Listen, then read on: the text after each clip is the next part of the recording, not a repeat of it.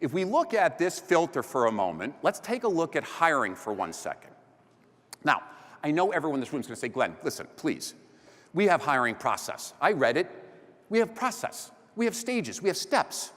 We know what we have to do from first interview to offer to hire. We even track it all. We track our ratios from hopefully on an enterprise-wide, but definitely on an agency and per manager standpoint.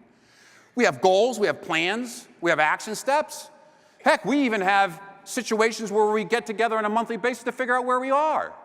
Your managers know what their objectives are, how many people they need to hire, how many first interviews they need to have. We have a plan, we have action steps, everyone agrees to it. Yet recruiting is still an issue for everybody, for the most part in this room. It's still a thorn in the back. So as much as I want to spend time on the blue lens, let me give you a couple of tips on the red side for a second. Right? I'm a hammer and nail kind of guy, so let me give you a couple of tips real quick, and then we'll jump on the blue lens. The first is, may not be you, but I've noticed over 25 years of helping people in the recruiting arena, an awful lot of individuals sell the position. They spend their time during an interview selling the opportunity.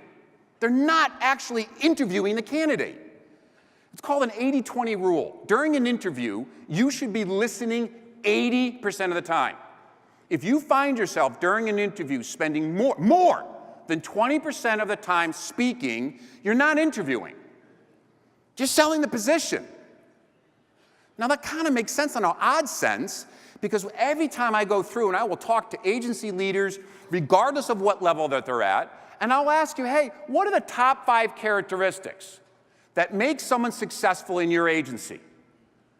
First year, second year, 5th year, what are they? I look like I'm looking at my 18-year-old, and when I ask him a question, where were you tonight? This is death, this stares. Do you know what the top 5 characteristics of your brand new org is? At the end of the first year, what are the top 5 characteristics that are patterns of consistency? I'm not talking about your whole company. I'm talking about just your team. If you don't know what makes people successful, how are you supposed to interview towards it?